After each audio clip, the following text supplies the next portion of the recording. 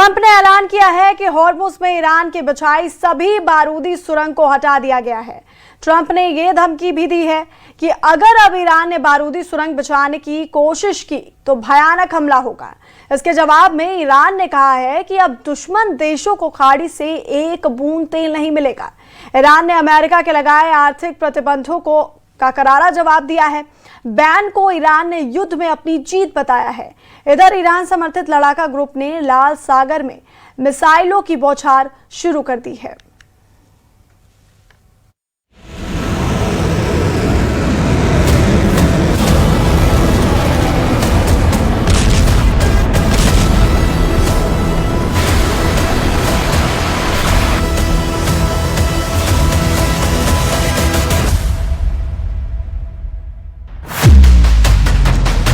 Iran का open ऐलान, एक बूंद तेल नहीं मिलेगा।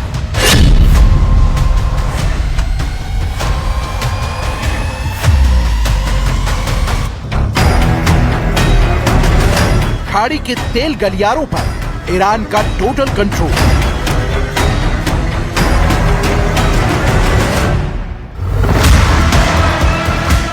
ट्रंप के डी-डे हमले का विस्फोटक जवाब आ गया।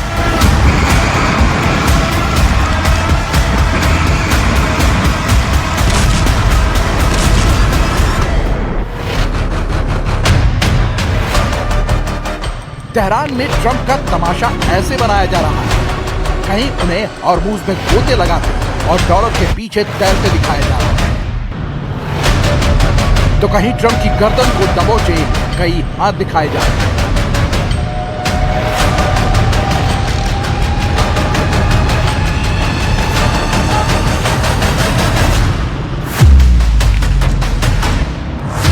सड़क किनारे ट्रंप के आदमकद बैनर पोस्टर लगाकर ईरान अपनी जीत का दावा कर रहा है, लेकिन ट्रंप ने अब ईरान को ढा देने का ऐलान कर दिया है। सुपर पावर ने ईरान पर चौतरफा हमले शुरू कर दिए, यानी जो काम ट्रंप के जंगी जेट और मिसाइलों ने नहीं किया, उसे अब ट्रंप डी-डे हमले से अंजाम देने जा रहे हैं।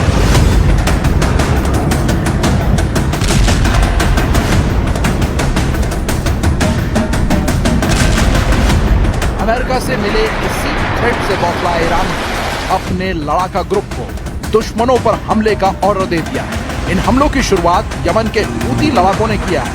हूती फाइटर्स ने लाल सागर में सऊदी अरब के तेल टैंकरों को मिसाइलों से उड़ा दिया।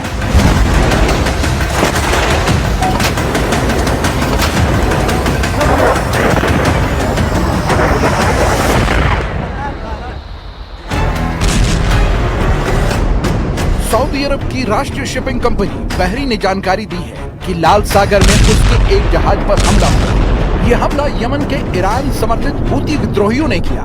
सऊदी अरब के यानूब से लगभग 63 नॉटिकल मील तेल टैंकर पर मिसाइलें फटी।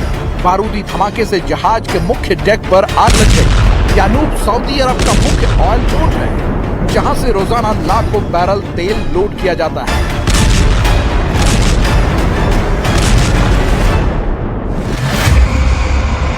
सऊदी अरब के तेल टैंकरों को दहलाने का ये पहला मामला नहीं। 17 अगस्त को हूती लड़ाकों ने लाल सागर में दक्षिणी पश्चिमी बंदरगाह शहर मोचा के पास सऊदी सेना के एक लैंडिंग शिप और उसके साथ चल रहे 4 स्कॉट जहाजों पर बैलिस्टिक मिसाइल से हमला किया। उस ऑपरेशन के बारे में बताते हुए यहासारी ने कहा कि ये हमला कई बैलिस्टिक मिसाइल का इस्तेमाल करके किया गया था और सीधा और सटीक, यानी जैसे ईरान ने हॉर्मुज़ में दुश्मनों के तेल टैंकर जलाए, वैसे ही अब हूती लाल सागर रूट पर तबाही मचाने लगा। ईरान ने अमेरिका इजराइल को धमकी दी है कि अगर उस पर हमले की गलती दोहराएगा तो अब की बार कोई रहम नहीं बरता जाएगा। تشدید این وضعیت حتما پیامدهای خودش رو داره. ما دست بسته نیستیم در مواجهه با چنین اقدامات تجاوزکارانه‌ای و طبق حقوق بین‌الملل هم کشورهای دیگر مجاز نیستند به همراهی و همکاری با آمریکا، به خاطر اینکه همه میدونن این اقدامات خلاف بیان همه مقررات و قواعد بین‌الملل و حقوق بشر. ईरान के आक्रामक रुख की वजह ट्रंप की धमकियां और एक्शन है। ईरान ने सैन्य लड़ाई में कुछ हासिल नहीं कर पाने के बाद अब ट्रंप ने इकोनॉमी डी-डे लड़ाई शुरू कर दी। यानी ट्रंप ईरान की अर्थव्यवस्था को ढा रहे हैं। ट्रंप ने ईरान को अलग थलग करने के लिए इकोनॉमिक डे अभियान शुरू किया है। इसकी डिटेल अमेरिकी ट्रेजरी सेक्रेटरी स्कॉट बेसेंट ने दी। अमेरिका अब उन देशों और संस्थाओं के खिलाफ सेकेंडरी प्रतिबंध को बढ़ा रहा है जिन्होंने ईरान से कारोबार किया है। ट्रंप ने दुनिया भर के नेताओं को चेतावनी दी है कि उनके पास ईरान से जुड़ी गतिविधियों को रोकने के लिए एक तय समय सीमा है। ट्रंप ने ईरान की कमर तोड़ने के लिए उसे खस्ताहाल करने का पूरा प्लान बना लिया है। अमेरिका ने ईरान की अर्थव्यवस्था के 5 महत्वपूर्ण क्षेत्रों पर नए प्रतिबंध लगाए हैं। इसमें डिजिटल एसेट्स जैसे क्रिप्टोकरेंसी, टेक्नोलॉजी, सोना, एविएशन और शिपिंग सेक्टर शामिल है। अमेरिका ईरान की कमाई और अंतर्राष्ट्रीय कारोबार को रोकना चाहता है। यानी अगर कोई देश इन क्षेत्रों में ईरान के साथ ऐसा कारोबार करता है जिससे उसे पैसा या आर्थिक फायदा मिलता है तो अमेरिका उस देश पर भी प्रतिबंध लगा सकता है या उसे अमेरिकी डॉलर की वित्तीय व्यवस्था से बाहर कर सकता है।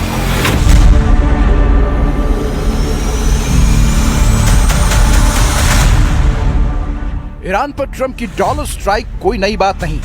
ट्रंप जब से पावर में है उन्होंने ईरान पर बैन लगा रखे हैं। हालांकि इन प्रतिबंधों का ईरान ने कभी लोड नहीं लिया, मगर ईरान के हिट लिस्ट में जो नाम सामने आए हैं उससे ट्रंप और नेतन्याहू दोनों के होश उड़ गए हैं। ईरान में जारी एक वीडियो में ईरान का फर्स्ट टारगेट ट्रंप के बेटे बैरन बताए जा रहे हैं। ट्रंप के बेटे बैरन पर ईरानी टीवी की धमकी सामने आई है। ईरानी सरकारी टीवी पर बैरन ट्रंप को लेकर जो वीडियो प्रसारित हुआ है उसमें उनके सिर पर 95 करोड़ रुपए का इनाम रखा गया है। वीडियो में बैरन की सुरक्षा और ऑनलाइन गतिविधियों का पूरा ब्यौरा दिया गया है। रिपोर्ट के मुताबिक वीडियो IRGC से जुड़े मीडिया से प्रसारित हुए हैं। ट्रंप की बेटी से पहले मेलानिया ट्रंप का भी धमकी वाला वीडियो रिलीज किया गया था। अब आपको बैरन ट्रंप की कुछ और बातें बताते हैं। बैरन ट्रंप डोनाल्ड ट्रंप और उनकी तीसरी पत्नी मेलानिया ट्रंप के सबसे छोटे बेटे। डोनाल्ड ट्रंप के 5वें और सबसे छोटे बेटे 20 मार्च 2006 को हुआ था जन्म। लगभग 6 फीट 7 इंच लंबाई के लिए चर्चा में रहे। सार्वजनिक तौर पर कम नजर आते हैं। बैरन ट्रंप को अमेरिकी सीक्रेट सर्विस की सुरक्षा हासिल है। इतने सख्त पहरे के बावजूद रेवोल्यूशनरी फोर्स दावा कर रही है कि बैरन तक पहुंचना मुमकिन है। Where to kill Baron video में बताया गया कि लड़की सीक्रेट सर्विस की सुरक्षा को चकमा देकर बैरन के बगल में बैठ गई थी। ऐसे में उन तक पहुंचा जा सकता है। ट्रंप खुद ये दावा कर चुके हैं कि ईरान ने उनकी हत्या की साजिश कई बार रची है। ट्रंप की तरह नेतन्याहू भी दावा कर रहे हैं कि उनके बेटे को निशाना बनाने की कोशिश ईरान की तरफ से की गई है। इजराइल के प्रधानमंत्री बेन्यामिन नेतन्याहू ने दावा किया कि ईरान ने उनके 2 बेटों में से एक की हत्या की कोशिश की थी। उन्होंने ये दावा चैनल 14 को दिए इंटरव्यू में किया, लेकिन नेतन्याहू ने ये नहीं बताया कि निशाने पर बड़ा बेटा यायर था या छोटा बेटा अवनीर। उन्होंने ये भी नहीं बताया कि कब, कहां और किस तरीके से हत्या की कोशिश की गई। रॉयटर्स ने इस दावे की पुष्टि करते हुए लिखा कि कथित साजिश की गंभीरता या वो कितने आगे बढ़ी थी इसकी कोई जानकारी नेतन्याहू ने नहीं दी। जबकि टाइम्स ऑफ इजराइल के मुताबिक नेतन्याहू ने इस दावे का इस्तेमाल अपने परिवार को मिले हाई सिक्योरिटी कवर को सही ठहराने के लिए।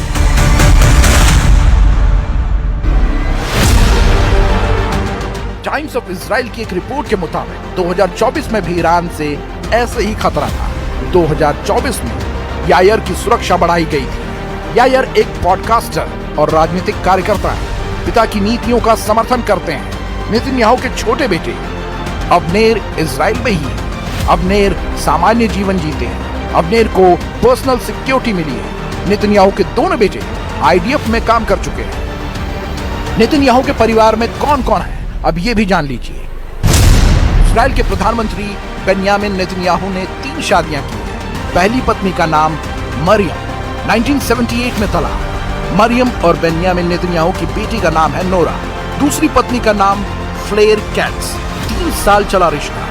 फ्लेयर और बेन्यामिन नेतन्याहू की कोई औलाद नहीं। तीसरी पत्नी सारा बेन 1991 में शादी। बेन्यामिन नेतन्याहू और सारा बेन के 2 बेटे हैं।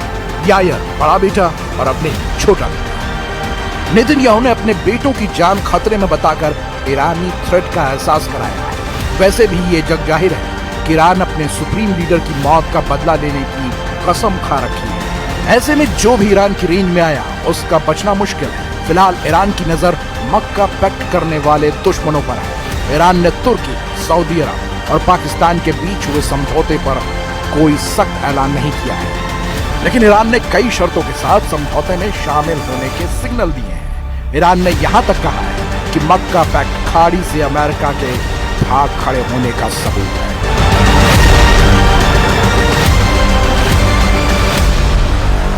यूक्रेन ने 3 दिन में रूस के 6 बड़े रिटेल गोदामों पर हमले किए हैं।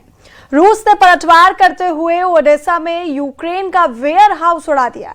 इस बीच ब्रिटेन के पीएम ने जेलेंस्की से एक और वादा कर दिया है। एंडी बर्नहम ने ये कहा है कि पैट्रियट एयर डिफेंस सिस्टम पर वो ट्रंप से बात करेंगे। इस बीच यूक्रेन में ब्रिटेन की स्टॉर्म शैडो मिसाइल बनने का रास्ता साफ हो गया है।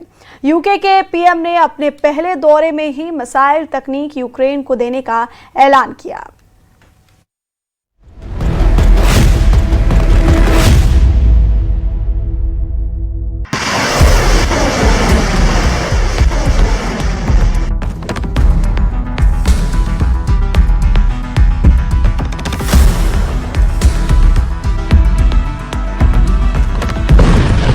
क्या ब्रिटेन और फ्रांस ने रूस के खिलाफ सीधे जंग का ऐलान कर दिया है?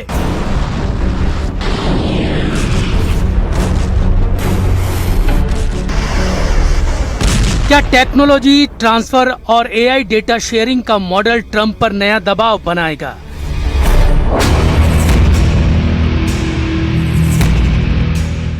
क्या यूरोप का प्रॉक्सी युद्ध अब पुतिन से सीधे टकराव में बदलने वाला है? कीव से आई इस तस्वीर ने रूस यूक्रेन जंग की नई दिशा तय कर दी है। ब्रिटेन के प्रधानमंत्री एंडी बर्नहम ने अपने पहले ही कीव दौरे पर यूक्रेन को सीक्रेट मिसाइल तकनीक देने का ऐलान कर दिया है। इसका मतलब ये है कि अब यूक्रेन के अंदर ही मिसाइल प्रोडक्शन का रास्ता साफ हो गया है। Well, thank you so much, Vladimir. We're proud to support you. And I felt it was important to come on this, my first overseas visit since coming into office, because previous Prime Ministers have been here, and my predecessor Keir was a big supporter, helped bring about the Coalition of the Willing. I felt I needed to come to make sure that you knew and the people know that there's no change in Britain's support. You know, we will not be here today, gone tomorrow. You know, we will be there for you. Britain के ऐलान के बाद Kremlin में खलबली मची हुई है, लेकिन जेलेंस्की को जंग में जैकपॉट लग गया है, क्योंकि एक अरसे से वो ट्रंप और यूरोप के देशों से मिसाइल बनाने की तकनीक मांग रहे थे। लेकिन ब्रिटेन ने जेलेंस्की की मुराद 2026 में पूरी कर दी है। अब कीव में ही लंबी दूरी की स्कैल्प क्रूज मिसाइल बनाने का रास्ता साफ हो गया है। यूक्रेन जिस मिसाइल का प्रोडक्शन कीव में शुरू करेगा उसे ब्रिटेन में स्टॉर्म शैडो कहा जाता है। ये मीडियम दूरी की क्रूज मिसाइल है जिसे फ्रांस और ब्रिटेन ने मिलकर बनाया है, जिसकी रेंज 2050 से 500 किलोमीटर है। इसमें 450 किलो का ब्रॉच टैंडम 2 स्टेज का वॉरहेड लगा होता है। पहले स्टेज में यह ठोस कंक्रीट या मिट्टी को छेदता है, दूसरे स्टेज में अंदर जाकर विस्फोट करता है। इस मिसाइल को एयरक्राफ्ट से लॉन्च किया जाता है और बंकर को ध्वस्त करने में काम आती है। यूक्रेन पहले ही स्टॉर्म शैडो मिसाइल का इस्तेमाल रूसी ठिकानों, कमांड पोस्ट और इंफ्रास्ट्रक्चर पर हमले के लिए कर चुका है। वो अपनी सस्ती लंबी रेंज ड्रोन मिसाइल जैसे फ्लेमिंगो FP5 भी बड़े पैमाने पर बना रहा है। लेकिन अब बात सिर्फ मिसाइल सप्लाई की नहीं है, बल्कि टेक्नोलॉजी ट्रांसफर और को प्रोडक्शन की दिशा में कदम है। इसके बदले यूक्रेन बैटलफील्ड डेटा यूके को देगा।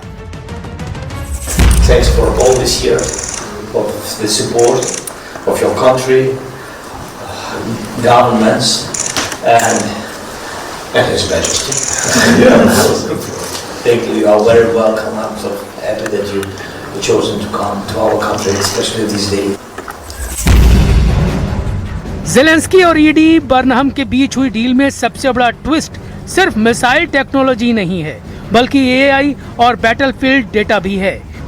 ब्रिटेन और यूक्रेन ने एक नई एआई डिफेंस पार्टनरशिप पर भी दस्तखत किए हैं, जिसके तहत ब्रिटेन को यूक्रेन की एवेंजर्स एआई लैब्स तक पहुंच मिलेगी।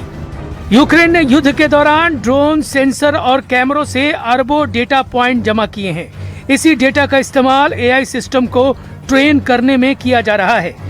रिपोर्ट के मुताबिक एवेंजर्स सिस्टम हर महीने 1 लाख से ज्यादा ड्रोन वीडियो फीड्स का विश्लेषण करता है और दुश्मन के टारगेट की पहचान में करीब 70% डिटेक्शन रेट हासिल कर चुका है।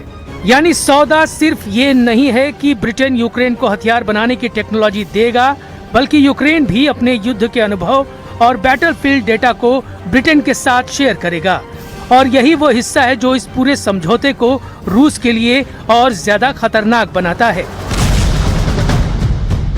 क्योंकि यूक्रेन पिछले 4.5 साल से रूस के खिलाफ ड्रोन और मिसाइल वॉर लड़ रहा है और इस दौरान उसने एआई आधारित टारगेटिंग, ड्रोन ऑपरेशन और युद्ध के रियल टाइम डेटा का एक बड़ा सिस्टम तैयार कर लिया है। अब ब्रिटेन इस युद्ध से हासिल हुए टेक्नोलॉजिकल अनुभव को अपनी डिफेंस इंडस्ट्री के साथ जोड़ सकता है और शायद यही वजह है कि रूस इससे भड़का हुआ है। क्रेमलिन से जारी एक बयान में कहा गया है कि यूक्रेन में मिसाइल उत्पादन को बढ़ावा देना युद्ध को खत्म करने की बजाय उसे और भड़काने वाला कदम है। Процессу урегулирования. Именно этим занимается Великобритания. Наши вооруженные силы проводят соответствующую работу, получают соответствующие данные с тем, чтобы выяснять места производства таких ракет.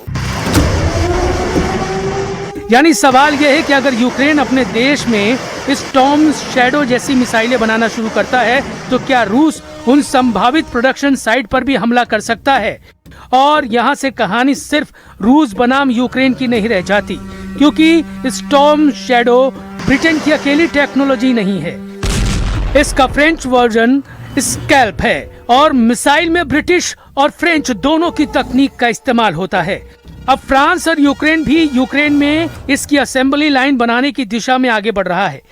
यानी यूरोप धीरे धीरे यूक्रेन को सिर्फ हथियार देने से आगे बढ़कर उसे अपने डिफेंस प्रोडक्शन नेटवर्क का हिस्सा बना रहा है, क्योंकि जिस काम में अब तक अमेरिका लीड कर रहा था, अब उसका ठेका यूरोप के देशों ने ले लिया है।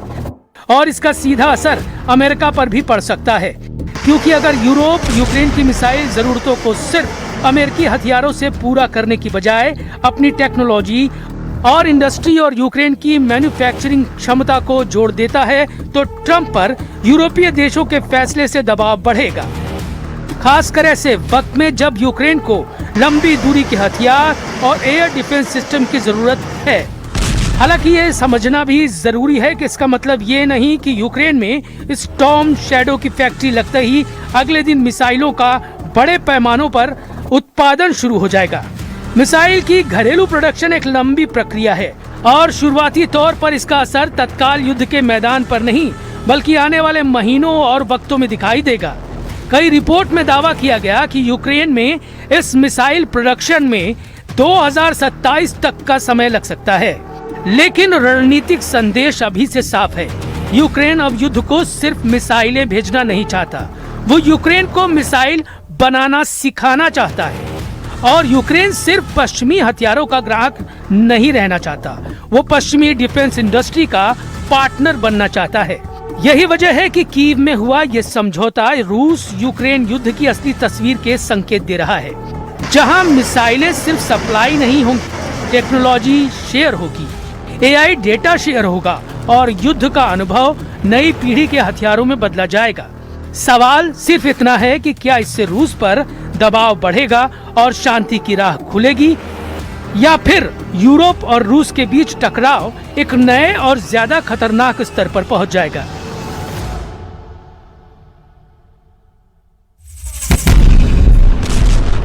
लेकिन अभी जंग में दोनों तरफ से आग लगी हुई है।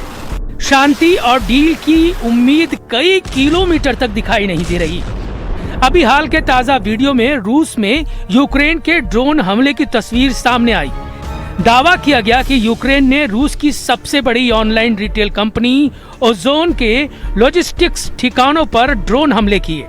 सोमवार को सामने आई सैटेलाइट तस्वीरों में ओजोन के गोदामों से धुआं उठता दिखाई दिया।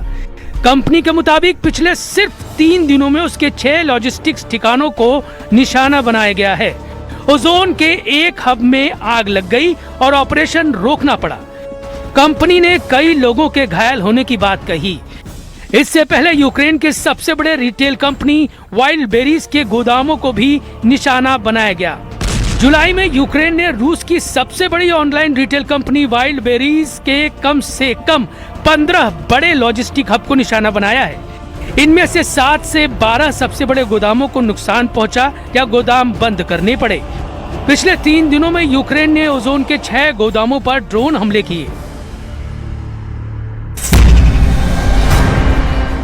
कीव के ड्रोन हमलों के जवाब में रूस ने भी यूक्रेन के गोदामों को जलाना शुरू कर दिया है।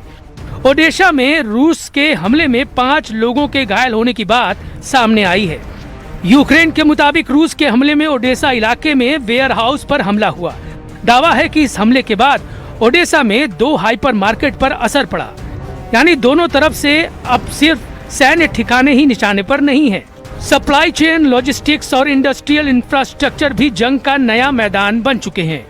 यूक्रेन साफ कह चुका है कि उसके पास रूस के खिलाफ डीप स्ट्राइक की क्षमता बढ़ाने के लिए ड्रोन तो हैं, लेकिन बैलिस्टिक मिसाइलों की बड़े पैमाने पर प्रोडक्शन क्षमता नहीं है। और यही वो गैप है जिसे पश्चिमी तकनीक और यूरोप के देश भरने की कोशिश कर रहे हैं।